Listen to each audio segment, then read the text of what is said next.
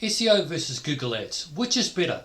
So as someone who's spent over 15 years in the digital marketing space, and I've done both areas, I'm going to run through some controversial points of view that you can take to make the right decisions in your business. So hey, my name is Paul Easton, and I've been in the digital marketing space over 15 years, working at agencies and lots of places. So I'm going to jump on a screen and I'm going to start working through the differences between the two. And I'll give you some real data, real information that explains why I've come down to this process that will help you make the decision. So let me jump on the screen. So in this first half of the video, I want to break down SEO versus Google Ads, and I want to talk about SEO first. And I understand that many people do understand how it works, but I want to break it down to a few different parts that not everyone is aware of. So let me jump on to the next screen. Okay, so SEO is results in the organic listings. So you'll see up here, you can see the sponsored one, sponsored ads. If I click on them, it's going to cost them anything from 50 cents to maybe $5 on the click. Now, before you ask, Google doesn't allow your competitors to keep clicking on your listings and use up your budget. That has been stopped a long time ago, so it doesn't happen. So you've got the sponsored here. You've got the sponsored here again. These are ads. And the organic is the one that shows up down below all this here. This here comes from what they call Google My Business. And this is important for Google local listings. And you can go and set up your own Google My Business listing, free online. But again, the key element about this is this needs reviews in it to make it stand out, and it takes time as well. I'm also showing you one of my tools here. So on the right-hand side here, I've got what I call keywords everywhere, and it shows me some of the search volume. It shows the volume and the keywords that people are searching for. So that's keywords everywhere. So, organic is down the bottom there in this case, and many times you'll find it is down the bottom of the results. So let's just jump on to the next one. So technically there are three different types of SEO. Now, technical SEO is the part where the person fixes all the problems within your site. Now, there are a lot of hours you can spend in technical, but many times there's not a lot of benefit from all those hours. The key point is to make sure you do not have the same pages at different places, run the same pieces of content. So that's called duplicated content. Technical works really well if you're a well-established website with hundreds of pages, and all you want to do is to make sure that Google can find all those pages and list all those pages. And that's where the benefit is. There is some more to it. You get some value from linking internal from one page to another. So that needs to look at as well. But that's the technical SEO side of it. You're probably not in this group. It works well, like I said, if you've got hundreds of thousands of pages and you just want to make sure that everything's technical and you can get to everything. Google has a tendency to drop pages over time. So anything in a technical area should also pick that up as well. Anything that's even slightly duplicated or Google finds better examples of it, it will drop pages, as in not list them in the index, as in not be able to be found. So that happens quite a lot, especially I'm in 2025 here, especially as it happens. So then there's the next one, content. Now, this has been thrown around for a long time. This content is king. So what's happened now is Google has clicked onto this and also has noticed the AI that's just creating the content. So what is happening is you're writing particular articles around subjects, and in some cases using AI writers to do this. Now, Google hasn't literally come out and said we do not disagree or agree with AI writing, but they will always say that the content has to be as high quality as possible. So you cannot use AI to write a generic article and expect it to do any good, because it generally doesn't work that way, because it's too easy for too many people to do the same things. And at the same time, the ease of doing that and the amount of content which goes up every day makes it actually impossible for Google to find all those pieces of content. And that's where many agencies, and I've been at agencies like this, that they'll focus on the content because the client still sees something tangible appearing. Rather than the technical side, they don't see anything sort of tangible, but they do see content being created. So it's an easier win for the agency. You see something coming up. It can be a long-term play that it does work, especially travel sites, but you are still competing with established sites. So the next part is links, and I could call them backlinks, I could call them incoming links, all those are different names. To simply put, links act as votes for your website. And if I go back a few years, let's just say your website was around black cats, and if you had 100 links on other pages in which the text said black links, your website would rise to the top or would rise up. And that's really, there's a lot more to it than that, but literally that's how the links side of it work. Now, what I've seen in recent times is Google doesn't need to actually tell it what's in that text. What I've seen, and from a couple of tests I've done recently, links just need to have links to the site. Google can work it out what your site's about. There are different types of links, and many of them now are what they called no follow, which is a misleading term, but it means it doesn't pass value from the website to you. No follow is something that was created back when Google started to identify advertising links. And you can discuss it with any SEO technical person. That my opinion and my take on it is a no follow link doesn't pass any value, therefore it doesn't give you any value. And you'll see these links and descriptions on YouTube, on several other places like that. Links from Facebook also don't count. All these different links in different places don't actually count to increasing your organic ranking. So what are we on to next? The cons and pros. Now, the cons of SEO is it is a long-term game. And if you speak to anybody in SEO, they would have said the best time to start SEO was yesterday. And that's true. It takes a long time. What I showed you before in that screen was more local SEO because you're focused on a local area, which is a little bit more achievable, but you're still focused on and competing with pages in your space. More cons that the time frame, the amount of work that goes into it, and there used to be the concept that you could do it all for free. You could put up this perfectly optimized website and you would rank. That's no longer true because it's too easy for anybody else in your marketplace to do the same thing. And so the pros for it is once you do get up there in ranking and you've identified the keywords that you want to rank for, it can stay there for many years to come. And that's where if you are going to spend an SEO company to do these type of things, you need to understand that that's how the game works. You're doing work for this year, which might cost you several $1,000s, anything from $1,000 up a month. And your goal is to get it working 12, 14, 16, 18 months on, or even longer in some cases. So that's where the pros are. You're playing the long game. There's many other ways that you can create incoming links to your site. My personal preference is links have the biggest reward, but they also have the biggest risk. I personally believe that you cannot do technical and content without doing any links because you want links to your content. You want links to your articles and everything that goes with it. If your site has been around for a long time, you have an advantage. That's created age. But keeping in mind, while I remember this, if you have a website and you've built specific pages within the website and you're about to rebuild that site, you need to keep the same page URLs or the same page structure. In the past, I would have recommended that you did what was called a redirect from one page to the other, but we're also seeing that those redirects are taking a longer time to pick up, and they're not passing value. They're not passing as much value as they used to. So if you can keep to those same pages, those same page addresses, then that's the best way of doing it.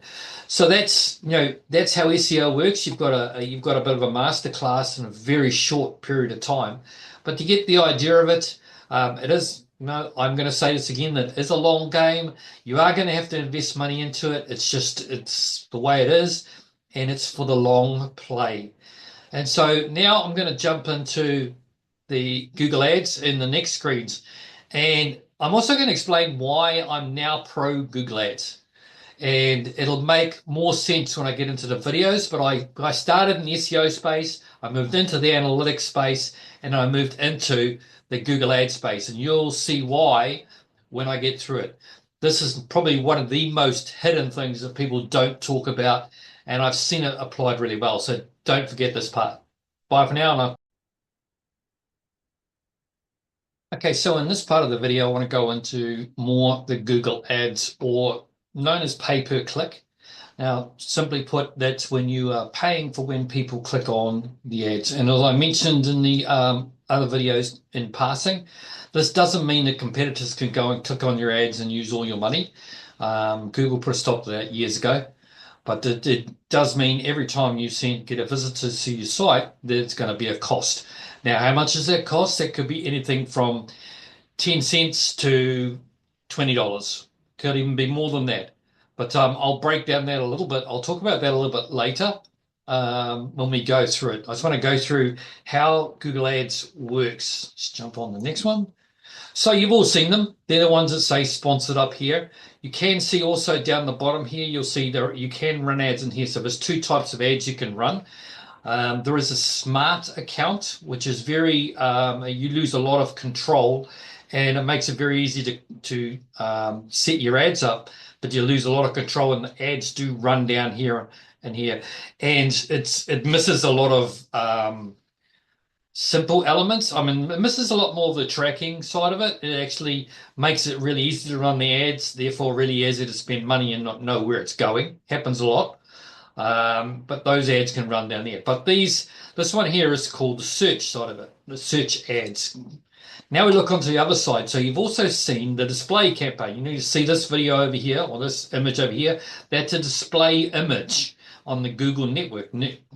Google has all these networks where people put their ads on here. There's another one there. You'll see that little circle and that image, which means it's an advertising image on there. So that's your key to say that's an ad which is on there. And then when visitors click on these ads, they pay the person who's running these ads on the site. And the same thing you've happened, you noticed on also, you've probably seen in Gmail, you've got these little sponsored links as well. So those are the other two areas. Now, key point here, if you want to advertise on Google, you really want to focus on the search ads. And it means you saying it, you only want, there's a button you've got to turn off, which says only want to search, display my ads on Google search, and not Google partners. So you turn off. So that's one element. Google partners, they click this button on by default. So look for that because it means that the ads will show in other places. This is the display network, which is different. And there's a campaign called PMAX as well, which basically sprays your ads everywhere. Not to be recommended, at least in starting. Possibly it could be of value later on or for branding exposure, but in starting, it just sprays the ads in all these places and it doesn't give you a lot of power. So let's go on. So there's the three different types. The search is the one you're most interested in because there's also a different intent here. So when someone is on Google looking for something, and this is to compare with Facebook ads are a whole different beast. They are interruption marketing, where you're off on Facebook, you're doing something else, and you see an ad and you click on the ad. That's interruption marketing. And then Facebook allows you, well, whoever's running the ad, should I say, then it's re-showing you those ads because you've seen them once and you've interacted. I used to do those as well, where they follow you around. You've all seen them. Now I've seen the content, and I've also there's the others. Okay, I put the others in here as well because you can run YouTube ads. There is some sort of pluses and minuses. They are good for exposure, but the clicks that come from YouTube ads are different than comes from others. You have to have a very direct marketing strategy, and you can have them as exposure for branding exposure. But really, if you're watching this and you want more leads, then unless you've made a specific YouTube video which which is made for call to action model, as in you're asking people to do things, it's probably going to be YouTube's, Google search ads that the ones you're going to look at the most. They are also the most expensive because they work the best. All the competition is in the search area. So let's just jump on one more. So the cons. Well, clearly you have to pay for the ads to run, and you got to pay per click. The downside as well is these things are very easy to set up, but they are a lot more difficult to make convert. And I can say this because I've had several clients over the years who have set Google Ads up and said they don't work, they're not converting to any leads. What do we get from them? The advertising is not working. That's not strictly true. There is sending ads to your basic branding website that you've got already, most likely will not convert, or you won't be able to track it so it converts either. So it's a matter of it being set up in the right way. You have to think, if you think about it from Google's point of view, they want an ad to be very specific, to land on a page which is very specific to their ad, and it's very easy to take action. Most websites have too many links, too many distractions. I can give you a quick case study as well. I worked with an agency at one point and they were running some ads for their own website. And by tracking what was going on, everyone was coming in and they were clicking onto the link to the blog and reading the articles and then leaving. So in general, that happens a lot, and the advertising gets the blame. It's sort of a chicken and egg problem, because if you haven't got the advertising set up to specific pages that work, then it doesn't work. And then, it's a blame on both sides because it should have been set up right. So let's look at the pros. Now, this is the pros that I really want to start talking about a little bit more. And this is the element which I'm probably going to be a little bit controversial and say that you should start running Google Ads first. You will get very fast data from the ads very quickly, and that will give you information that will work. Now, like I said, you will have problems with conversions and different things, but you will get data from it. I'm going to break that down in a minute. Because when you're advertising on Google Ads, you're advertising on keywords, what a person has put into a search in Google. So let me just break it down. But those are actually keywords, and I'm going to use the term black cats. You put a keyword in there, you want to bid $1 per click on the term black cats. Now, Google, in its knowledge, will also spread that out to other terms that are outside the black cats. And I use the black cats and raincoats because that's still using the term black cats, right? So it's still within the actual search keyword. I'll explain these two different terms in a minute. So your black cats is your keyword, and black cats and raincoats is your search term. And let me explain what I mean in this, because they are different terms and they're very similar, but also they're very different. Let's say, for example, you are bidding on black cats, you are paying $1 a click, and you don't get any customers from that actual term. Your ads show for this, but you do get a customer from the search term, which wasn't black cats. It was actually black cats in raincoats. Now, as it came through, now you have a search term, what has it taken the conversion to a lead? So instead of it being a keyword you advertised on, it's the search term. And the search term is exactly what the person has put in Google.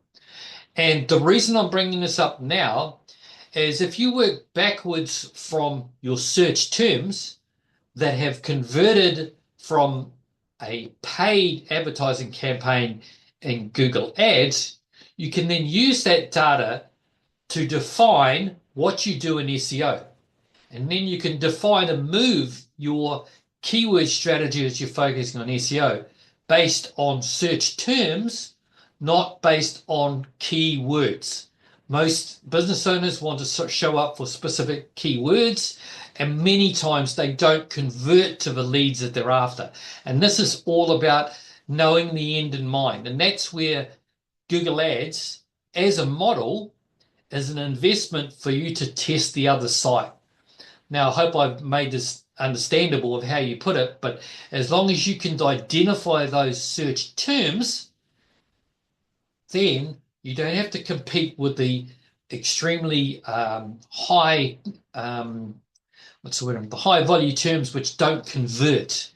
Your point is to keep in mind, what do I want out of this? I want leads that help and grow my business. So the simple fact is that I want to make sure that I'm advertising on search terms, not on keywords. And there's the ego wanting to rank for specific things, but the focus should be on what's going to bring you the business.